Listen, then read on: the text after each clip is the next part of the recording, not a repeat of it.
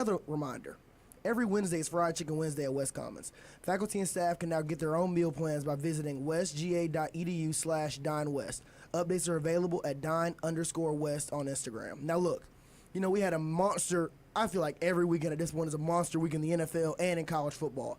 But we got to start off in Carrollton, baby, with these West Georgia Wolves. As Widener rolls to the right, he's got some time. Everybody's down at the end zone. He heaves it, and it is caught for a touchdown. We are one. Go Wolves. Now look, I said it a second ago, and I'm going to say it again. The Wolves are back up, baby. Our West Georgia Wolves found a way this weekend on homecoming. I think they did it for me, though, because, it was the day before my birthday. I heard some shout-outs to Richard Reed while I was on the sideline. But they got it done in dominant fashion against Shorter. Started off kind of slow. Had some drops, looked a little iffy in the first half. But the second half, West Georgia pulled away and really let the talent shine. Schrader, I'm going to slide it on over to you first. How do you feel about that game, and are you excited going into the rest of this final stretch? Yeah, I'm very excited going into the rest of this season simply because of how strong the pass game was. Yes, there were two crazy drops at the end of the first quarter, but, the pass game, it was working. We were firing on all cylinders, and there was a whole lot of good. The defense played lights out. But the one thing that causes me just to worry a little bit is the run game, particularly the running backs, because, really it was not great. Our leading rusher was Quincy. He had 57 yards, but, Rajah has only got 25 yards. I wanted to see him get that 100 and some odd yards to break 2,000 on his career, and, we didn't really get close to that. And, this offense can be scary if we just get this run game going, because that'll open up the pass game even more and just add a whole nother dimension to the offense. You're definitely right. This team, its upside is already very high, but if they can really get the run game going, it could be special. John, what impressed you this weekend? I know we talked a lot about this Wolves team during the tailgate show on Saturday. If you didn't know, we do live tailgate shows for every West Georgia home game right here on Wolf Sports Network. Be sure to check us out. But look, John, what really stood out to you in this game? What impressed you, and are there things that you're concerned about as well? No, this game was what we needed. We needed to get this win. It was a great win. Quincy, actually, that's one thing that impressed me. I really like to see him go out there and see his versatility, and he wasn't stressed. He wasn't, flustered or anything from what I saw. He was very calm, and he was taking his time, looking through his reads and getting the passes off when they needed to. I know he had a couple drop passes. Heck, I have one of them on my phone, a clear drop, being recorded for the Instagram, but I think it was just good that we won. And he had a touchdown over 300 yards and 2 rushing touchdowns. So that just shows how much we can do with Quincy and how much of a ball player he is. But like you said, Schrader, the run game, obviously that is not good for us, and we really need to open it up more, because I am a little sick and tired of not seeing that Rajaz is not over 2,000 yards, but at the same time, it comes down to a lot more factors to make sure he gets over that mark. Look, yeah, I'm with you 100%. We were talking about this in week 2, talking about Rajaz getting over that 200-yard mark, and it still hasn't happened. That just really shows. Excuse me. Look, I told you it was homecoming weekend. Did a live tailgate show. And, look, I just turned 20 this weekend, too, so I had me a ball. I had me a good time. I'm sitting here trying to get my voice back. Look, we're recovering, but it was look, a great weekend. The show must go on, baby. The show must go on. Amen. But, look, that just shows how much this West Georgia offense has been struggling. The run game hasn't been there all season. Even in dominant games like this Shorter game, still no run game. We're going to need that. But I will tell you this. We can win games without the run game because of how talented this team is. Yeah. Quincy Casey at quarterback is a stud. He can lead us in rushing week in and week out. As long as our receivers can continue to catch the ball, which they struggled in the second quarter of this Shorter game, we can win games. The defense has been improved since that second half against Central Arkansas. Just a game and a half serving size, but we take those wins where we can get them. Carmelo English and Dylan Gary at wide receiver. Those dudes are monsters, straight-up difference makers. We've seen both of them explode in different games this season, and we're going to need them. Paired up with Quincy Case, we're going to need them to bring their best behavior, bring their best ball to the floor. Look, we need them to be on their best behavior, like I said a second ago. We have 4 games left. 3 home games, 1 against Southern Utah, Lincoln University, and Tarleton State, and then 1 game, our last game of the season, away at Utah Tech. If this West Georgia team can get its act together, keep balling the way they've been balling over these past 2 weeks, yes, I'm including that close loss to Central Arkansas, this team could win out and end over 500. Yeah. In the first D1 year under Joel Taylor as a 6-5 team. That would be an absolute win. After starting off 1-5 to end off 6-5 would be incredible. Winning 5 games in a row would be the perfect way to end this season. Now look, that wasn't the only game played this weekend though. We had some volleyball games as well. Now look, our volleyball team has been a little wishy-washy this year. We've seen the good, but we've also seen a lot of bad. John, you covered this team a lot this season. Yeah, buddy. What have you seen from this team, and what do you expect? First of all, it was a rough weekend. Very. Lost, Yeah, it was not lost fun. 3 sets to Very. none to Eastern Kentucky. Lost to Bellarmine University, too. Bellamarine, however you say it, lost 2 games. Yeah. What does this team need to do to get back in the winning column and make a late-season push to this ASUN tournament? I almost said GSC. Look, here's the one thing, and it's ever since I went to that Jacksonville game, they came out dancing. I don't know what it is, and I know I've referred to it already, but since then they have not locked in, and now we're in a 4-game losing hole, and it stinks because this team can be clearly above 500 and being a contender for the ASUN. I think they just need to get serious about it again. Heck, they need a Nick Saban speech about the importance of nothing, you know? The Right, importance of nothing. They need that speech. They need something to lock back in and get things going because they are a super talented team. And then just to be in a 4-game losing streak, ugh, it's nasty. It's yucky. I don't like it. Yeah, they just need a fire lit under their butts, really. I mean, Real. this team, when they're on fire, is insane. I mean, we've seen it before. We saw it earlier in the season at the Coliseum. Richard and I were the student section, and It was just it was us. awesome. It was just It was us. just us. But like, this team has potential, just like our football team, right? Their upside is insanely high. It's just they need to find a rhythm. They just need to catch fire. Look, they really do. We don't have that much time left in this UWG segment. Before we go, we have to talk about our soccer team, who has been struggling week in and week out. Every game has been a struggle.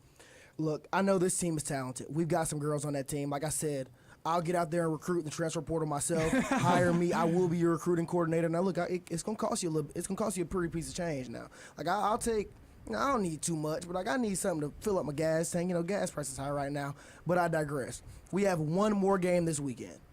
We got to get it crack-a-lackin', and we got to get it crack-a-lackin' right now. We have to get it going. It has to happen. This weekend is our last game, this Friday at 5 p.m. against Queens University. If you're a student here or not, we need you to be there, help this team get rolling. We need all the help we can get to win this, to end this season on a high note. Now, let's talk some college football. Baby, it's college football time. Give me my theme music. Look! Yeah, buddy. Look. Listen to me when I say this. Now, that first segment, very calm, very mindful, very demure. We were trying to figure some things out here. We were getting things going, getting back into the swing of things. It's been a long weekend. But let me tell you, it's been a long weekend. But it's been a great weekend. It's been wonderful. Especially for guys like me and John right Yes, here. You sir. two Phoenix, Phoenix. I don't know your game pick, but I'm gonna say you went with Georgia. I feel like you doubted, Yes. but I'm gonna say you went with Georgia. For all of us that picked Georgia this weekend, oh, it's a good weekend, baby. Because the whole world, yes, you heard me, the whole world doubted the Georgia Bulldogs. Kirby Smart called them out as well. Everybody was against them. The refs were against them. The students in the student section, naturally, were against them. Everybody was against this Georgia Bulldogs team. But they showed everybody that they are the best coach team in this country. And they rose to the occasion and beat the Texas Longhorns in Austin, a score of 30-15. It was an incredible game. That defense was sensational. The offense, room for concern. I'll talk more about them later. But Phoenix, let's get you going today. How did you feel about those Georgia Bulldogs, and what really impressed you about them in this game? Well, what really impressed me was the defense. They finally showed up and showed out this game. I think that's what really has been missing. But I think this really proves that they are the #1 team in the country. And especially with Etienne, he had an outstanding game Etienne. with Yeah, he 3 touchdowns. Trevor Bald. Yeah, horns down. She knows ball. Horns She down, knows throw ball for through. real.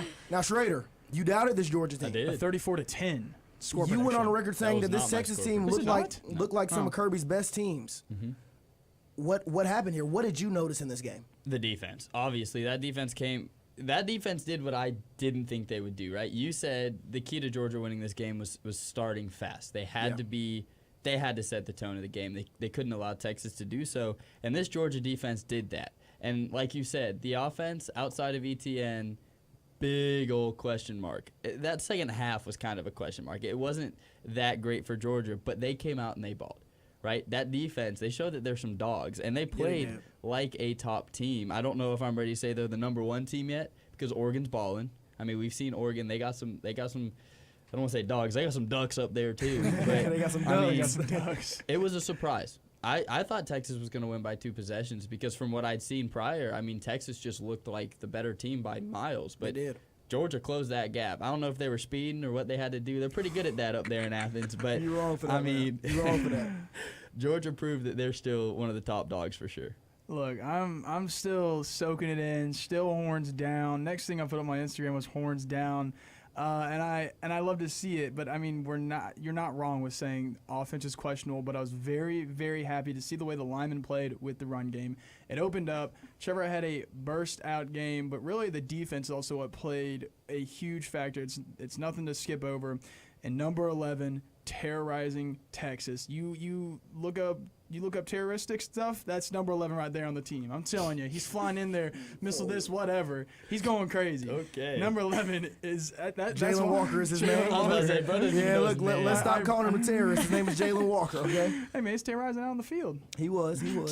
But still, I'm very glad that we won.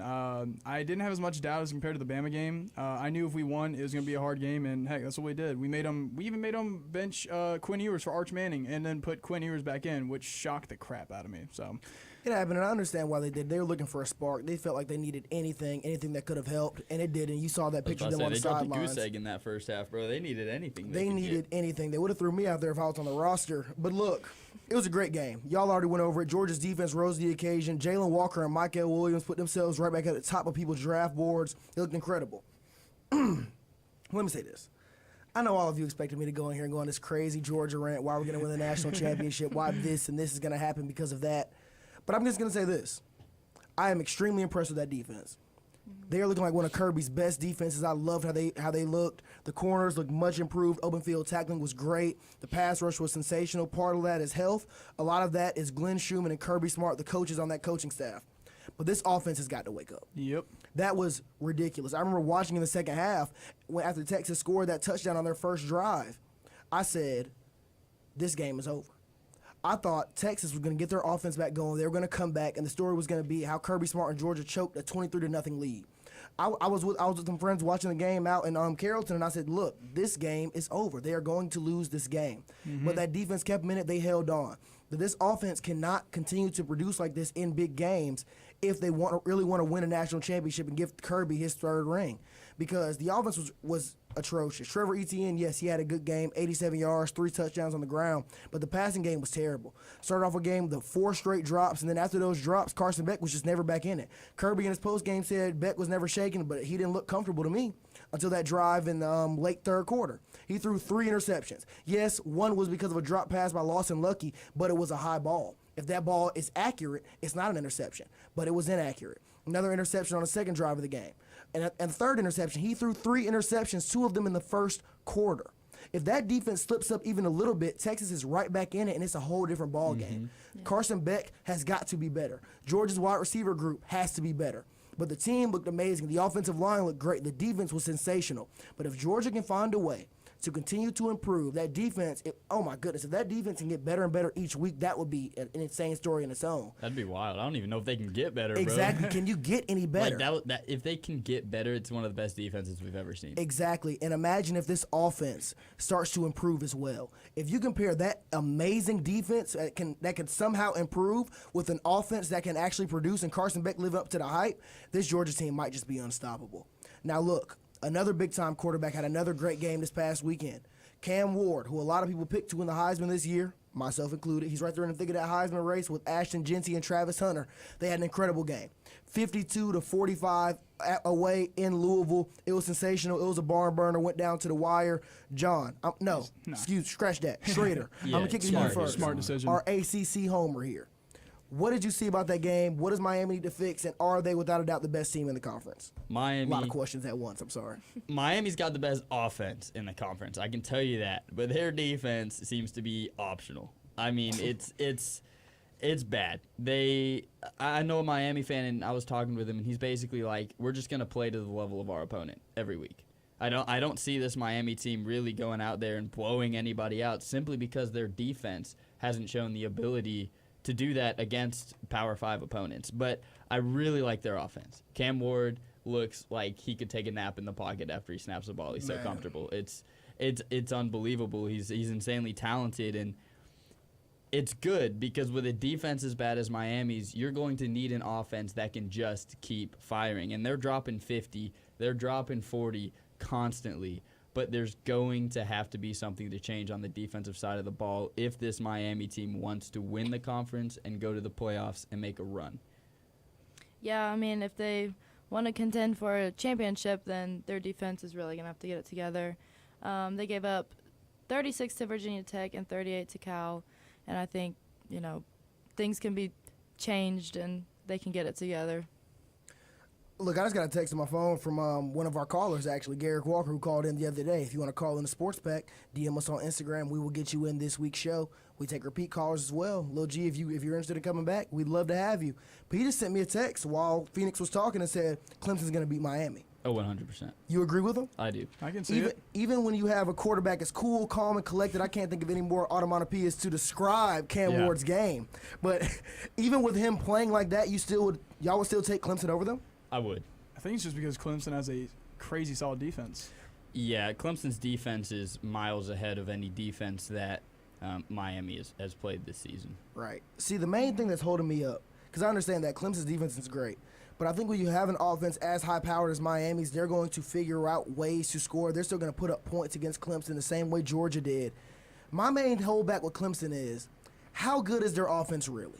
Is Cade Klubnik really taking his game to the next level? Because we've seen them beat up on some ACC foes in recent weeks, but really haven't seen them play anybody big time yet. I guess you could say the same thing about Miami's offense as well. Yeah. But I just really want to see a whole lot more. I wish they played each other in the regular season. We're going to have to wait for a possible date in the ACC championship. But that's all that really holds me back. I was sold on Cade Klubnik early in his career, the same way I was on Nico. But as of right now, I'm not exactly sure how I feel. Now, speaking of Nico Iamaleava, I picked against him this past weekend. I picked the Alabama Crimson Tide to go into Knoxville, Tennessee, go into Neyland Stadium, and beat the Tennessee Volunteers. And boy, was I wrong. Yes, Same y'all here. were. And look, Schrader, You silly gooses. you were right. Silly geese. Silly actually. geese. Yeah. Silly My bad. geese. Hey, physical education. Language isn't my strong suit. Look, yeah, we're some silly geese for making that pick. Now, look, Schrader, you were the only one that saw the light. You believed in Tennessee. What went right for them this past weekend? Bama just not being that great, honestly. I think Milroe not playing that great. I mean, it was an ugly game. Like I said, it was the struggle bowl. That's a good Really, way to the put struggle it. bowl is the only That's a way good that I way to can put it. describe this game. I mean, Nico had a terrible first half, and Nico didn't even eclipse 200 passing yards. Well, and didn't he leave in the first half? If I'm correct, he got injured. He injured his hip, but they threw him right back out there. Came back and made a heck of a throw. Yeah, late in the yes, he game. did. But it was the run game for Tennessee. The run game was insane. Sampson had 139 yards, 2 touchdowns, and Tennessee's defense. I can't talk enough about this defense. It's insane. They can stop anybody, and they stopped Alabama, got the dub. They're smoking the cigars in Neyland. That defense is legit. Dude, I wasn't it's sure if I insane. was bought all the way in. Their offense has still sputtered some, but it's against a pretty talented Alabama defense, but they found a way to score enough. I said they didn't have an identity. Well, now they do. Give Sampson the ball. Yeah. As long as they establish the run game, they can handle just about anybody because their defense is great. When you're looking at top defenses in the country now, you're looking at Tennessee, Georgia, and who else has a great defense this year? I drew a blank on the third team I was going to list. Brother, Look. I've been drawing blanks. Look, we're people too. I told you I had a long weekend. But Tennessee is right up there in that conversation, one of the best defenses in college football. Behind that defense in a running game and a quarterback in Nico that is continuing to show flashes, and it's looking like he's starting to improve and get more comfortable week in and week out. The Tennessee Volunteers are a very scary team. Now look, stay tuned because when we get back, we're going to play some Take It or Leave It, or should I say Boom or Doom. Talk about this past NFL weekend and make game picks for Monday Night Football. Stay tuned. This is Sports Pack on Wolf Sports Network. Hey, this is Andy Bunker from 92.9 The Game, and you're listening to the Wolf Sports Network.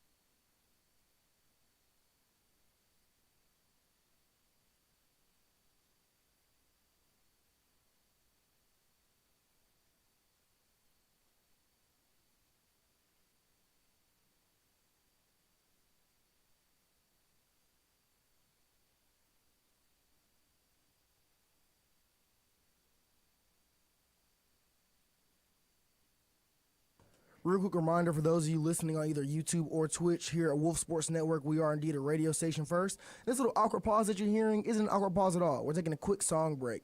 So stay tuned. And if you want to hear the great music that we're playing, go on over to wolfsportsnetwork.com, hit the play button or hit play here in the middle of the screen. Listen to the great music that we're playing. Then we go back live. Either stay tuned on radio or hop on back over to the stream. We'll be back soon.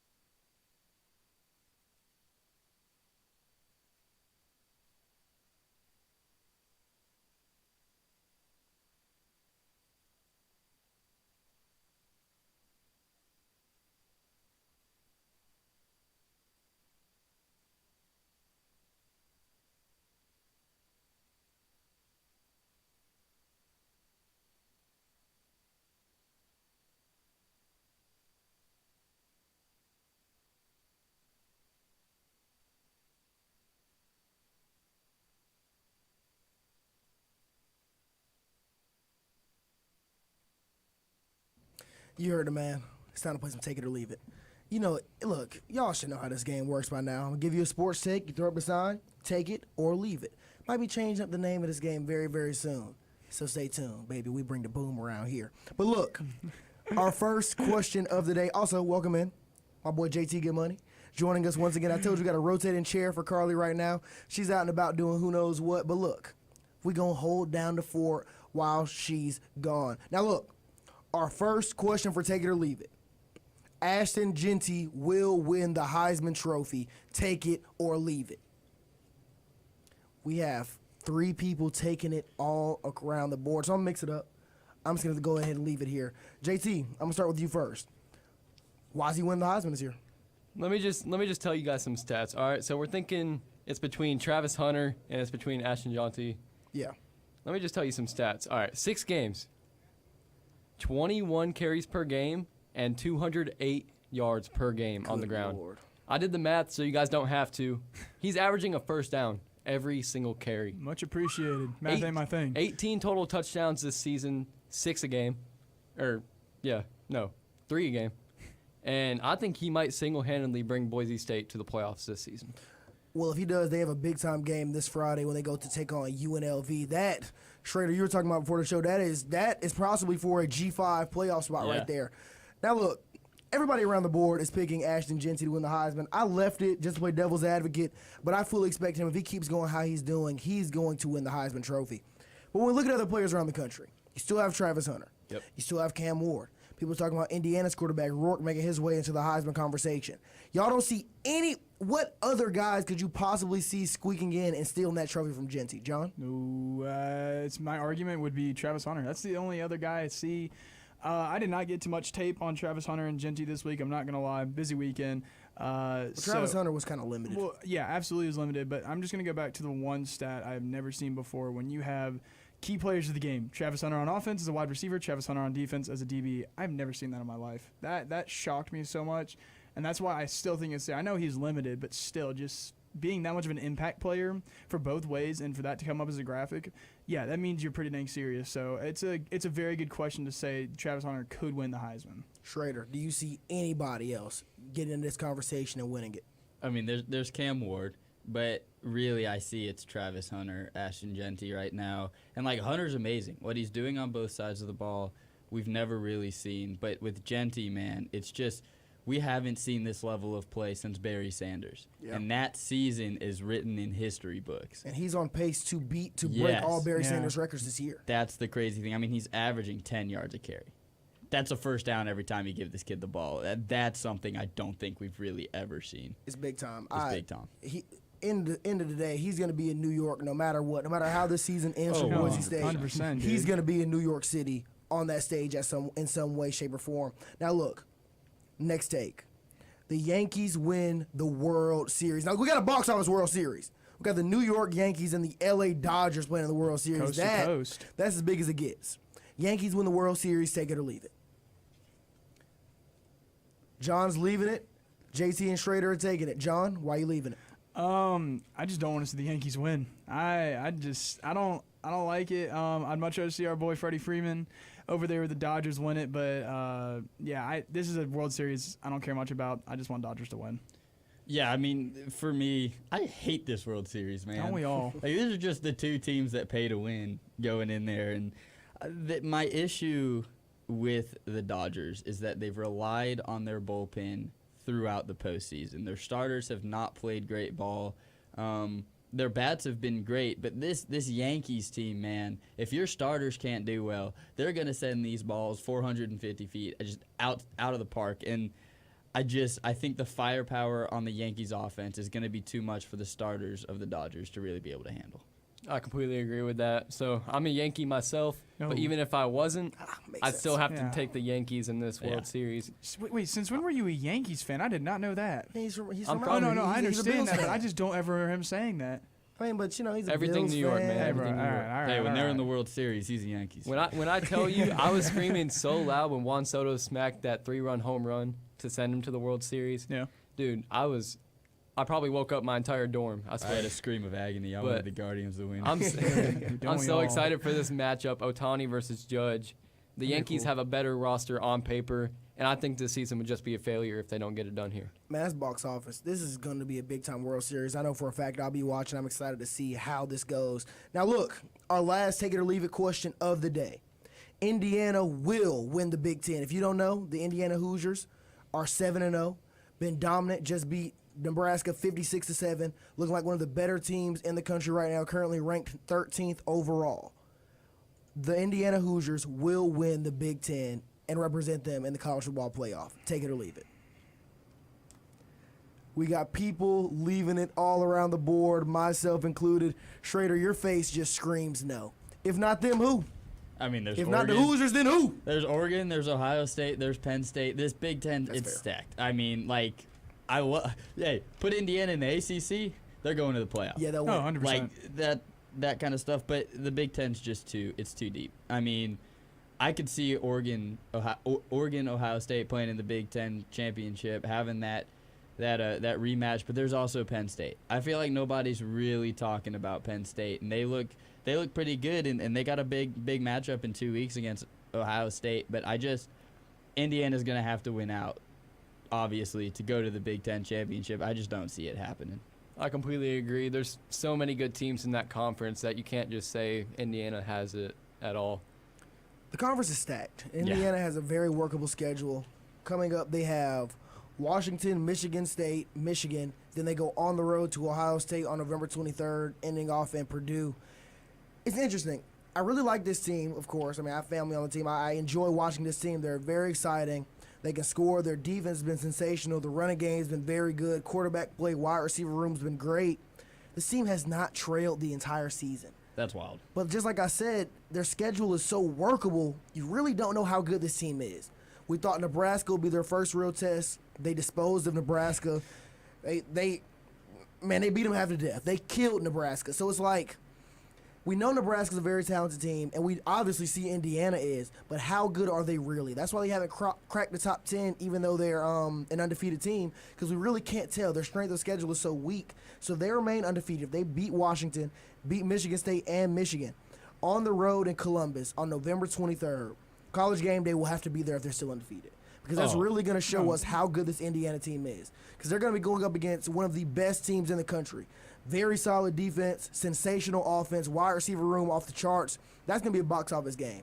I really hope Indiana stays perfect going into that week, because that's really going to show us if this Indiana team is for real. If they can take care of Ohio State, they're legit national championship contender in their first year under this new head coach. This is going to be big time for Indiana.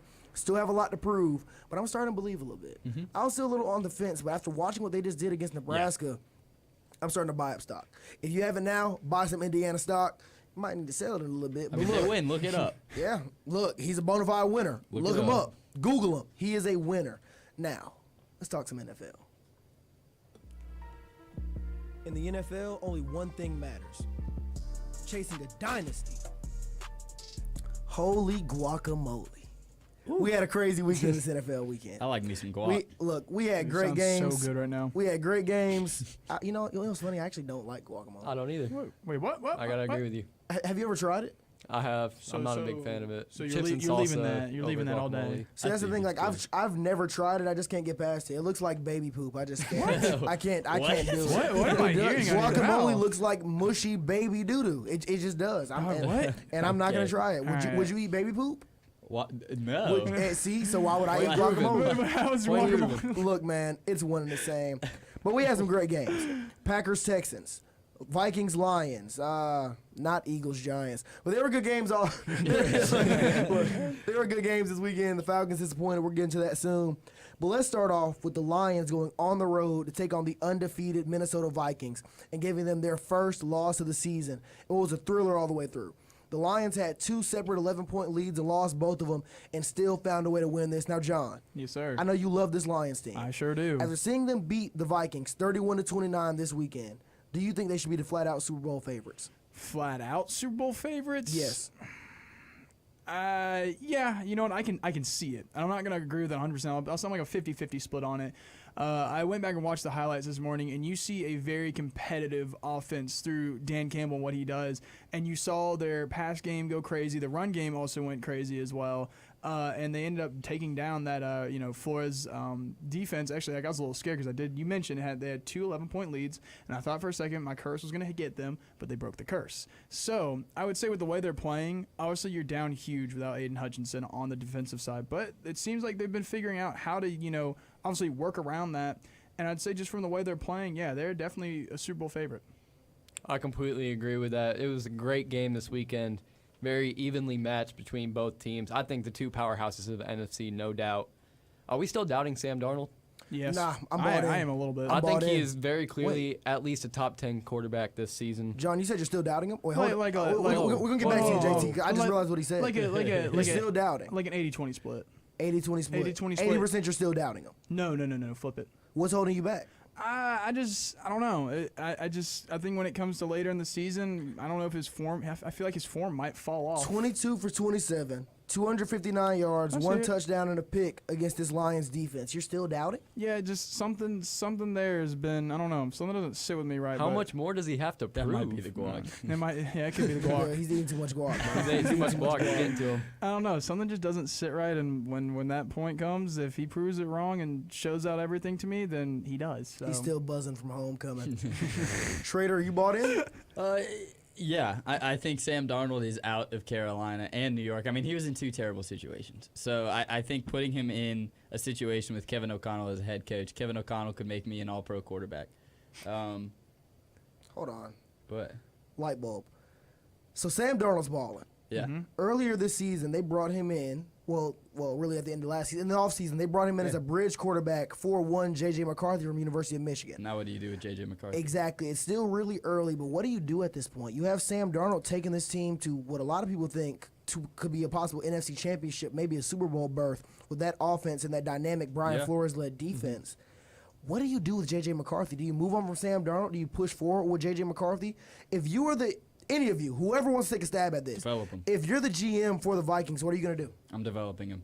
I 100%. kind of have like an old school mind of how quarterbacks should be brought up in the league. I think you draft a guy like McCarthy, right? Who he can throw the ball. He's a great quarterback, but he would hand the ball off in college, right? Right. We didn't Exactly. see the most we didn't see flashy highlights from McCarthy, which that'll probably translate well to the NFL, but I think you develop him under Darnold for a year or two. I'm not saying for 4 or 5 years like we're going to do with Penix in Atlanta, but Or like Jordan Love. yeah, don't wait till they're 30, right? Right. But let him learn from Darnold. Don't just move on. Have this guy in your arsenal because hey, we've seen Achilles have been popping recently. ACLs always go. You could need McCarthy next year, and yeah, I think you kind of keep him, develop him. That's what you need to do.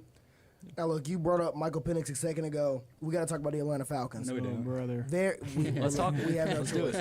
Disappointing loss this weekend at home, hosting Seattle, 34-14. Look, I ain't got much to say about it. It was just an absolute lapse in offense. Started off with a bunch of penalties. After that, this team was not able to come back from it.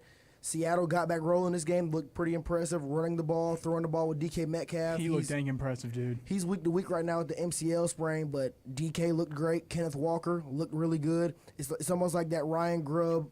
Ryan Grubb is a new offensive coordinator, by the way, came over from Washington. He coached Michael Penix out there. They're really starting to get their groove. Mike McDaniel, that defense starting to get better and better. But look, we're not stationed in Seattle. We're in Carrollton, Georgia. We love the Atlanta Falcons here. Schrader, you just took a very deep breath, so I'm going to start to you. Yeah, no, you're not one of us, JT. Schrader, we're going to start with you. What did you notice about the Falcons in this game? It's just stupid penalties, man. I mean, you're in the NFL. You shouldn't be committing some of the penalties we were committing, like roughing the passer. I didn't really watch the game. I was doing some church stuff on Sunday, so I couldn't have the game on. But I saw that final score, kind of watched some of the highlights, and it was just we got outplayed. DK Metcalf is an absolute specimen of a human being. I mean, he looks like he was made in the lab. And also he the play bullied where he AJ just Terrell. where he just held The AJ one-handed Terrell. block I know. was Yeah, so that's what I'm talking He about. just bullied AJ Terrell. AJ I Terrell, mean, do not let that happen again, please. The You're the best- next on the hit list, all right? the best I can do is just say we got outplayed. We really just got outplayed. Yeah, straight up. Yeah. No ifs, ands, or buts about it. There's no more to say. Things just didn't go the Falcons' way. But I do have one more thing I want to say. It's time to get on that phone and go all in on either Max Crosby or Myles Garrett. This Falcons team needs to go all in. Playing with house money here. Paid Kirk Cousins all that money, went out, got the best safety duo in the league, but the defensive line still isn't all the way there. Get some decent interior pressure. Matthew Judon isn't what he used to be, but if you bring in a guy like Max Crosby or Myles Garrett, two dudes that are on struggling franchises right now, franchises that do not look like they're going to get their act together over the next few years. Get those guys. They are both top 5 edge rushers in the NFL. Plug them into this Falcons defense, and it will go from a borderline top 15 unit in the league to a top 15 instantly. That's going to take pressure off the corners. The safety duo is going to continue to do what they do. It's also going to open up things for Matthew Judon and for Grady Jarrett and those explosive linebackers. The Falcons need an edge rusher. Terry, if you are listening, Go get him. go after one of those guys. Go all in. We can give him a first-round pick. Why not? Why not? Max Crosby and Myles Garrett are the kind of players that you plug into a team and they make you a contender overnight. This team is almost there. One of those guys, plug them into this scheme. It will take this Falcons team to the next level. Quote me, it needs to happen. I'm not saying it's going to happen, but it needs to happen. Why aren't you the GM, bro? I mean, Man. you're making the decisions now. They're not hard decisions. Look, bro, I've been applying for jobs left and right. I don't know. I'm saying, bro. I don't know if you remember back draft time. What was this, like April? I was saying the Falcons should wait 1 year to draft a quarterback and go after a little-known guy by the name of Cam Ward. I don't know if you ever heard of him now, but I was saying that back then. Might ring a bell. Never heard of the guy. Something like that. Listen, man, Should be you, bro. I should be in the front office. Terry, I love you, but I do a way better Back job. it up, Terry. Now look, bag up, Terry. Back up, Terry. Now listen, man, another team that could probably use me as general manager, the New York Jets, have fallen to 2-5. And you know, Schrader's been dissing me a lot recently, saying I've been ducking and dodging the Aaron Rodgers conversation, and you know, maybe I have. You know, maybe a little bit. I won't say I was ducking and dodging it. I was being patient because I saw the potential with this team. I knew they would boom very soon. Well, they didn't boom. Actually, they busted. all over the place. They doomed. It's a wrap. Yeah, They're not. They didn't absolute boom. doom. They are doomed. This This Jets team is doomed. I don't have any other onomatopoeias out here to describe it. It's a wrap for them. I don't know. Well, I'm not gonna say it's a wrap. I still believe in Aaron Rodgers. I always do. But they're 2-5 right now. Just fell to the now 5-2 Pittsburgh Steelers with a final score of 37-15. I was very critical of Mike Tomlin last week. I talked about it some on the tailgate show too because I was just so upset about it. I couldn't believe they were moving on for Justin Fields. But you know, Mike Tomlin, you said a very smart thing in your press conference. That is indeed why you get the big bucks and why I right now do not get the big bucks. You know, I get paid very well here, but I ain't getting no Mike Tomlin money. No. And it's obvious why, because he made the right decision starting Russell Wilson, who ended up being 16 for 29, started off a little slow, 264 yards, 2 touchdowns. Najee Harris in the run game really got going. This offense really started to click, and they created a lot of turnovers for this Jets team. Aaron Rodgers threw 2 very ugly interceptions. The Steelers really flexed their muscles here.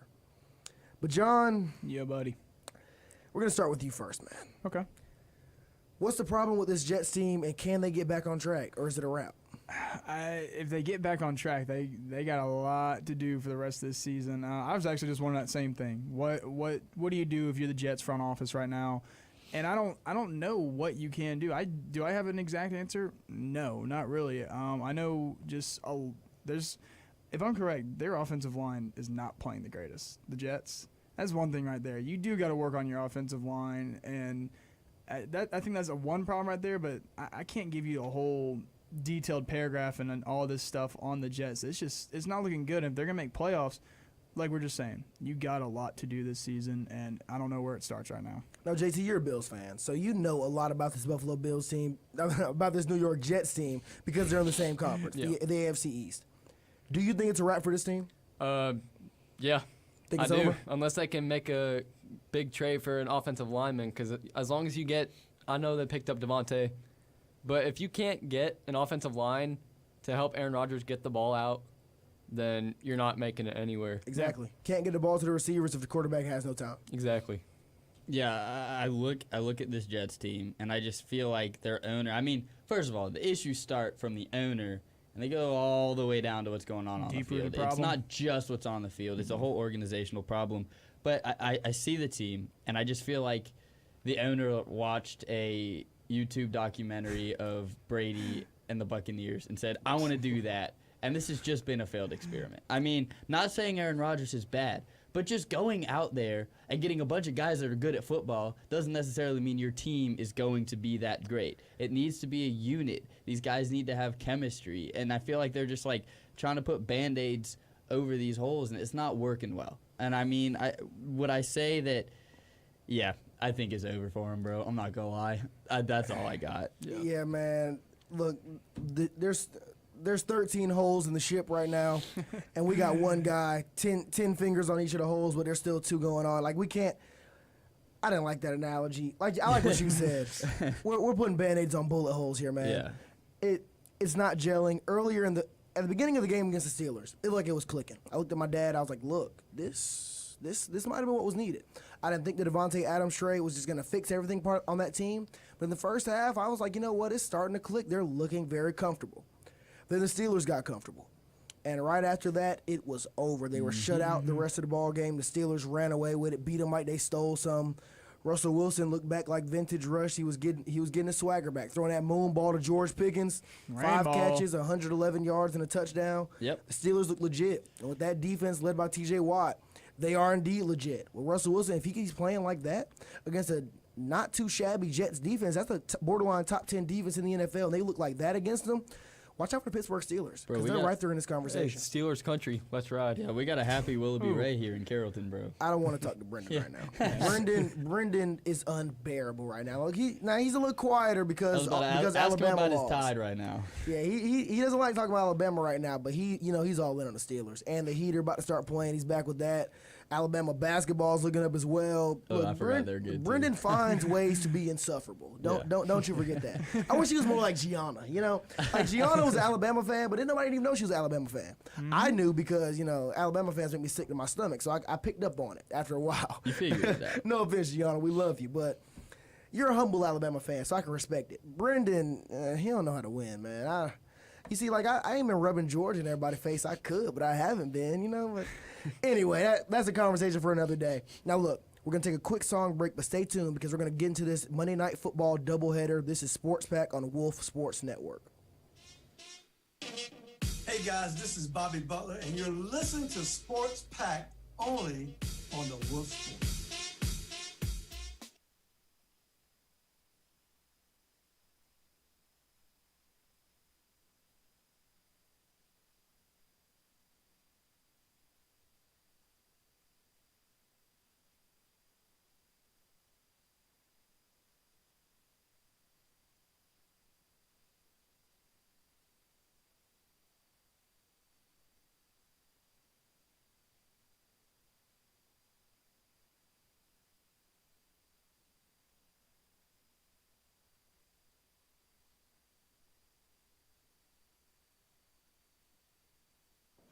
What's going on, y'all? We're taking a quick song break right now for those of you watching on either YouTube or Twitch.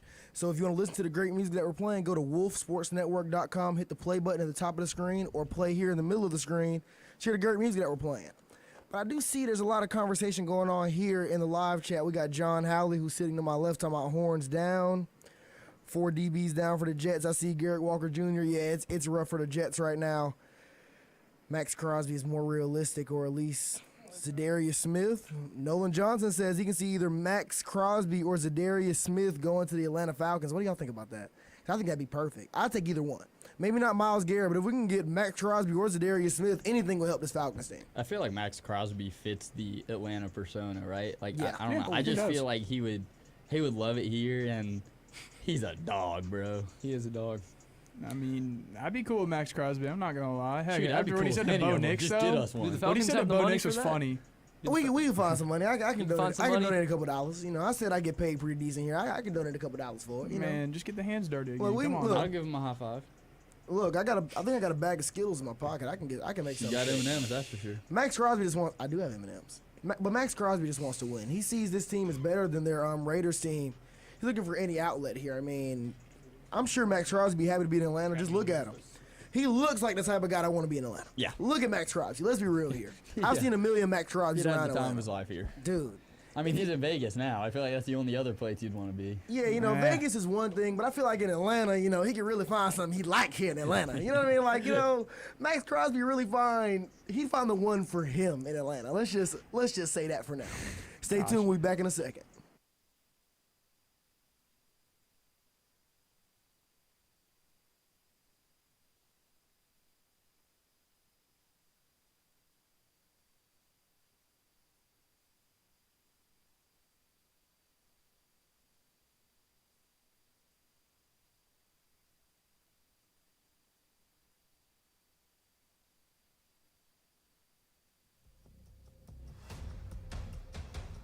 This year, no mercy. 2 twins. Only one survives. To make that playoff push, Fernando has to be at his feet. Hey, listen. Hey, can I talk? You did enough talking, bud. It's time for Twin Picks on Sports Out of Pocket every Wednesday at 5 on the Wolf Sports Network. Dining dollars are available to use at the East Commons Pack Shack, TLC, Noonan Micro Mart, and in any Coca-Cola vending machine on campus. More information is located at UWG_Dine_West on Instagram. Man, shout out Dine West, man. I love me some Dine West. They love Sports Pack. They love Wolf Sports Network as a whole. Dine West always gonna get you right. Look, I'm gonna go to Dine West after this I am and get too, ready. bro. I'm gonna go to Dine West, get me some food, and get ready for this Monday Night Football doubleheader. We have a big game. You know, there's another game being played. You got the Chargers going on the road to take on the Arizona Cardinals. Like, that's a game. But we also have the Baltimore Ravens going on the road to Tampa to take on the Red Hot Buccaneers. Now, that's a big game. And because that's the big game, we're gonna wait on that one. We're gonna get to that one second. Let's talk about the Chargers and the Cardinals. Now, look, my guy Joey is here sitting to my right now, once again filling in for Carly. She's out and about. celebrating her boyfriend's birthday, gotta respect it. And no, her boyfriend isn't Giacomo. She cut that off. She's done with the overseas fling. She got her a nice guy here in Georgia. They out there in LaGrange getting them some Italian food. See, look, she's out with her guy Kyle right now. But look, Giacomo is still on the mind here. She went and got. She cannot escape Giacomo. Look, she went and got Italian food. Look, you know what? Let me get out her business. Let me get out her business. But look, we have the Chargers going on the road to Arizona to take on the Cardinals. Both these teams have been shaky this year. Both have shown signs of life. The Cardinals look really good to start the season, losing a close game to Buffalo. They look really good early, but they've kind of fallen off ever since. The Chargers have been up and down and up and down. The Cardinals are slight favorites, but nobody really knows which direction to go on this game. So, Joey, I'm going to let you do the honors. Who do you like in this game and why? Honestly, not really been paying attention to either team. Forget they exist half the time until for some reason they make the news. But looking at it, I'm just going to go with the Chargers, mostly just because I'm thinking they have the better record. I'm looking at it right now. I think that's right. Yeah, they do. But about one game difference between both wins and losses. Yeah, so I'm just going to go with them. No, probably just the easy pick, but yeah, for me this is a pick'em game, but these Los Angeles Chargers have been playing hard-nosed Big Ten football under Jim Harbaugh. Damn. And you're not wrong. I'm not wrong. I know You're not that. wrong at all. But I'm going to go with the Chargers simply because I need J.K. Dobbins to go crazy for me. That would be nice in fantasy. So, yeah, give me the Chargers and a pick 'em. I think it's another pick 'em game, and you're not wrong about Jim Harbaugh in the Big Ten. That's why they've been playing. And we've seen sputters from the Cardinals really throughout this season so far. You've seen when they've been great, and they've been getting the ball everywhere. And you see the same thing with Chargers, and you just kind of meh. You're like, this is just an interesting game. But I love Justin Herbert. I love Ladd McConkey. I love that team.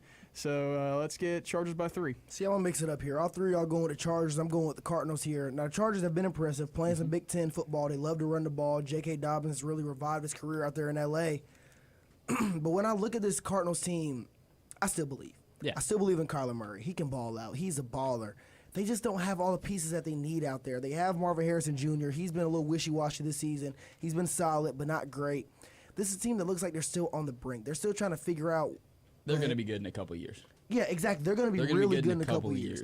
As long as they can keep Kyler Murray and keep adding pieces, they're going to be a good team at some point. They got Trey Benson, too. Don't forget about that. I mean, he's questionable now. I'm a Florida State guy, so I love Trey Benson, but he's a dog. Trey Benson's a good running back. They have he's a good running back. They have a lot of young studs led by who I think is a criminally underrated quarterback in Kyler Murray. Yeah. They could boom. And I feel like this is going to be another one of those games where they show a flash of what they could be. I really like this team. I'm still bought into them. They're not going to be a great team, obviously, but they're still very competitive in pretty much every game they play in, except for when they played the Commanders, and they're a different story on their own. I still like the Cardinals. Are going to go with them here. And Schrader, I agree with you 100%. They're going to be good soon. It's just when. Yep. Now, let's talk about two teams that are good right now. The Baltimore Ravens are red hot. Lamar Jackson's putting together yet another MVP caliber season. But so is Baker Mayfield out there in Tampa Bay. Currently leading the league in touchdowns by a single player. He is balling right now. They just went on the road and demolished who was once the hottest team in the NFL, the New Orleans Saints, dropping a 50-burger on those guys. Both of these teams are red hot. When an unstoppable force meets an immovable object. I shouldn't say that because neither of these teams are undefeated. The Buccaneers lost to the Falcons, and we saw what the Falcons did yesterday. Look, it doesn't matter. It's a big-time game. It's going to be an entertaining game. I'm going to be watching this game and just score watching for the Chargers and Cardinals game. I can tell you that right now. John. Yo. I almost called you Jackson. I almost called you Joey, but John. Yo. There's too many J's here. Wow, that is true. There's too many J's here. Yeah, just like on the South Side. Look, just like I on the should have named myself. That's my Jason bad. Jackson, John Joey Smickle, whatever it is. Dude, I'll take the fall. Just like on the South Side of Atlanta, there's too many J's. But look, oh, come on. I'm going with you, John. Yeah. Who's going to win this game and why? You know what? I think Ravens are going to win this game, and Lamar Jackson's just going to play some better ball on the Tampa Bay Buccaneers. And really, I've just seen what this offense has been able to do this season. Obviously, you've gotten Derrick Henry woken up and terrorizing the field. And I'm just, Lamar, Mo Money, Jackson, I'm rolling with you tonight. Okay, yeah. For me, there's not a team in the NFL hotter than the Baltimore Ravens right now. Right. But I'm going to go with the Buccaneers, and it's not even because of what's happened on the field. It's because this is the first home game since Tampa has been absolutely demolished by Milton. And thoughts and prayers to everybody who had to go through what's been going on down there with the Hurricanes. But I think there's going to be a level of emotion that is going to light a fire under this Tampa Bay Buccaneers team. And I think they're going to get a big emotional dub, not only for them but for the city, because we see this. Like we see this with sports. And I think that this is just going to be a big game for Tampa Bay. Yeah, as much as I would love for that for Tampa Bay, but I'm sorry, I hate that I'm saying this because I hate the Ravens too, but I got to go with the Ravens, unfortunately. Dang, because man. they've just been looking good, and I feel they're able to stick it out more. I'm sorry. Aren't you a Seahawks fan? Why do you hate the Ravens? Because I'm a Seahawks fan. That's real. Because you're a Seahawks Well, the fan? thing is, last time he was on, he picked against the Seahawks when they played the Lions, and we saw what happened there. That math isn't mathing. But I you know what? know. I'm a communications major. Hey, physical education. Hey, sports management, Mass all right? comm, sports management, PE. We're not math guys. So, look, maybe one of you smarter people out there understand why Joey doesn't like the Ravens. But, look, I'm going to go with the Ravens here. I really like this Tampa Bay team as well. But my guy Nolan Johnson down there in the live chat, shout out Nolan, he just said it. The Buccaneers defense is pretty banged up. And you need your defense to be firing on all cylinders when this Ravens team comes into town. They have Lamar Jackson, who's like I said, on the MVP pace. You have Derrick Henry, who's leading the league in rushing and also putting together a pretty impressive MVP stat line. He's on track to be very close to 2,000 rushing yards this season. Yeah. He's been balling. Zay Flowers has taken a step up. Isaiah Likely, Rashad Bateman, Mark Andrews, every pass catcher on this team has been better with the Derrick Henry addition. This team is good. This offense is good. Their defense has been pretty shaky. Not the Ravens' defense has evolved. They've been solid. I think the Buccaneers are going to have success against them. They're going to score against them. I expect a Mike Evans touchdown and a Chris Godwin touchdown. It's going to be a really good game, but I think the Ravens get it done. 34-28 is my final score prediction. Ooh. Now, look, I want to thank you all for joining us for this episode of Sports Back. That's all the time we got here tonight. But look, if you love Sports Back, if you've enjoyed the show, look, even if you don't love it, you just kind of like it and you really don't really like it that much because you hate me, you hate the stuff I say, shoot us a DM on Instagram. We're going to call you into the show, and we're going to have you on Thursday so you can tell us why you love it, why you hate it. Give us your hot sports take. Ask us a sports question. We are here for you. Send us a DM on Instagram. Sorry, I just read something. See, it doesn't matter why I'm laughing. My mind just wandered. Send us a DM on Instagram. We will get you called into the show on Thursday. Stay tuned for that. I'm your host, Richard Reed, as always, joined by John Howley, Jackson Schrader. My guy Joey slid in today. Shout out Carly. We'll see you Thursday. Got MC Scobes, the best DJ in Carrollton, shadowing us. Be sure to check out his show next week on Wolf Radio's YouTube channel and on just Wolf Radio, period. I said YouTube channel. We're a radio station first. I'm sorry. But look, we'll be back soon. See you Thursday. You're going to Toodles. for that one.